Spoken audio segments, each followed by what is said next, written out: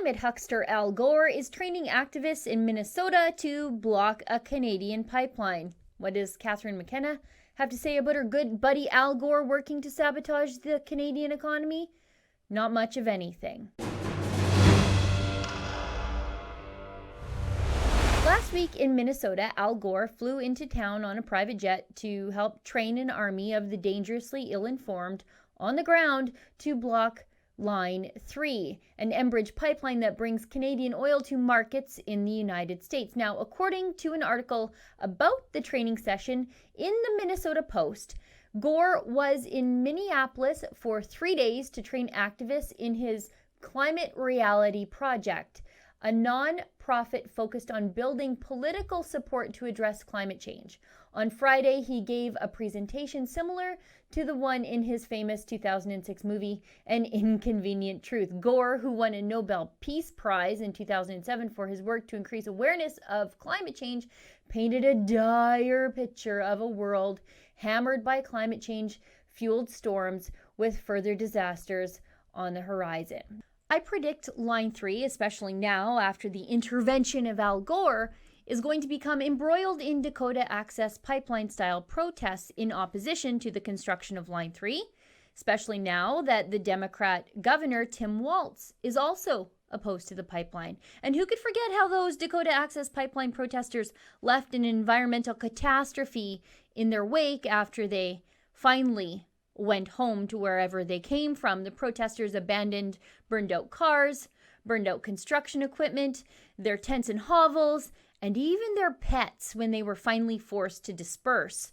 The mess from these so-called water keepers actually posed a water contamination risk, as all their grossness was very nearly washed away into the local watershed in the spring runoff. Who in their right mind would want that nightmare replicated in yet another state? Apparently Al Gore does, just not in his state, in Minnesota. It's fine.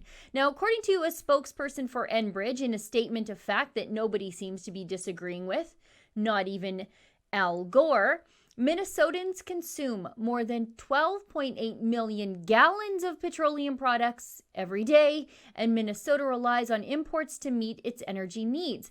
Minnesota's 2 refineries produce more than 2/3 of the state's petroleum products, and 80% of these products are refined from Canadian crude oil.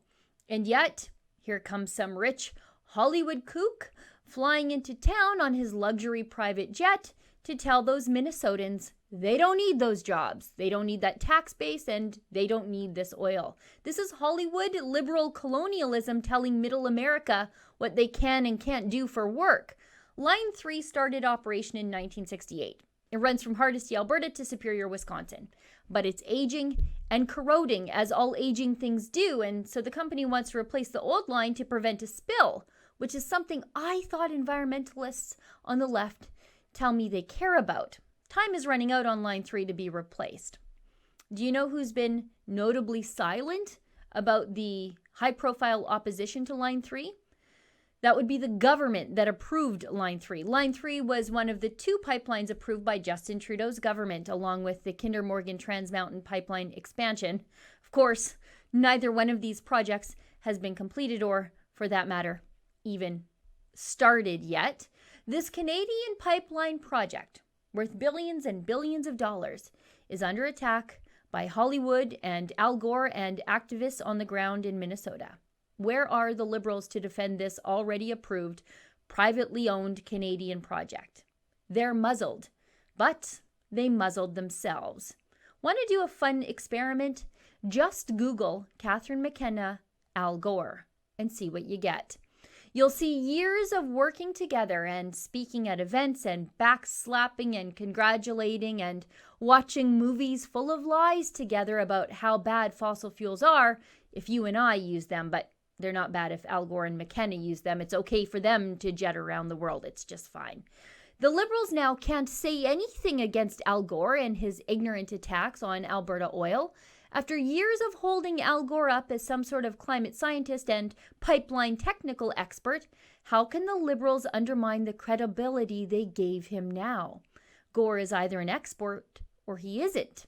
And the Liberals have painted themselves into a corner by saying he is. and they've said it repeatedly.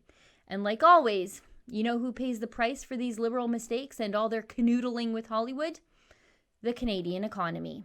For the Rebel.media, I'm Sheila Gunn Reid. What you just saw there is the daily video that I do here at The Rebel. I'm an accountability journalist. I hold the government to account on behalf of the people who elected them, and for that reason, I'm under attack by holdovers in the Alberta government for writing a book that was critical of the Alberta government at the time. To see the full story, go to savesheila.com. And while you're there, if you're so inclined, you can donate to cover my ever-ballooning legal fees in my battle against the government and for the free press here in Alberta. That's at savesheila.com.